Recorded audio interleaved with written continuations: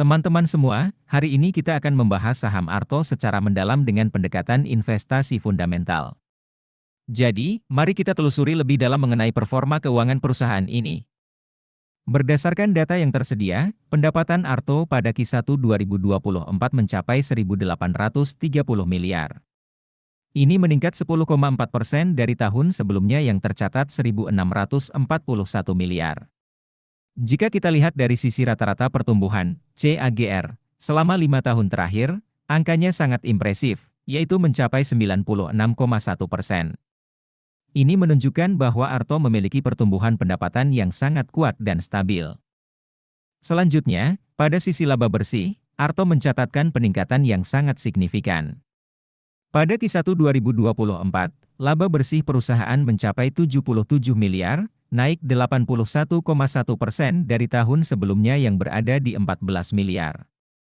Sayangnya, kami tidak memiliki data CAGR 5 tahun untuk laba bersih. Namun, dengan peningkatan yang begitu besar pada tahun terakhir, dapat disimpulkan bahwa Arto telah menghasilkan laba bersih yang sangat baik. Jika kita melihat profitabilitas perusahaan, gross profit margin Arto menurun dari 89,0% di tahun sebelumnya menjadi 81,3% di tahun ini. Namun, net profit margin justru mengalami peningkatan yang cukup signifikan, dari 0,9% di tahun lalu menjadi 4,2% di tahun ini. Hal ini mengindikasikan bahwa Arto mampu mengelola biaya-biaya operasionalnya dengan baik sehingga berhasil meningkatkan laba bersihnya. Selanjutnya, jika kita melihat dari sisi return on asset, ROA, dan return on equity, ROE, Arto juga menunjukkan perbaikan yang bagus. ROA tahun lalu sebesar 0,1% meningkat menjadi 0,3% tahun ini. Sementara ROE tahun lalu sebesar 0,2% juga naik menjadi 0,9% tahun ini.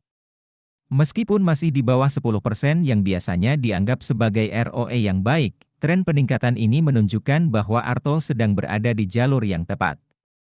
Dari sisi kesehatan keuangan, Arto memiliki debt to equity ratio, DER, yang sangat rendah, yaitu 0,0 kali baik di tahun lalu maupun tahun ini.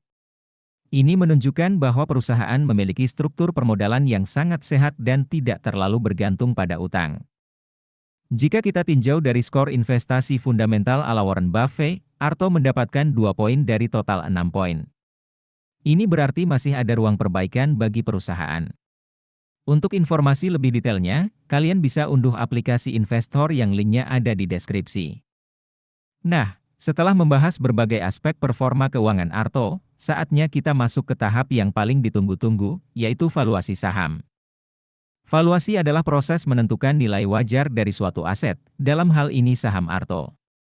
Ini penting untuk mengetahui apakah saham tersebut undervalued di bawah nilai wajar, atau overvalued di atas nilai wajar.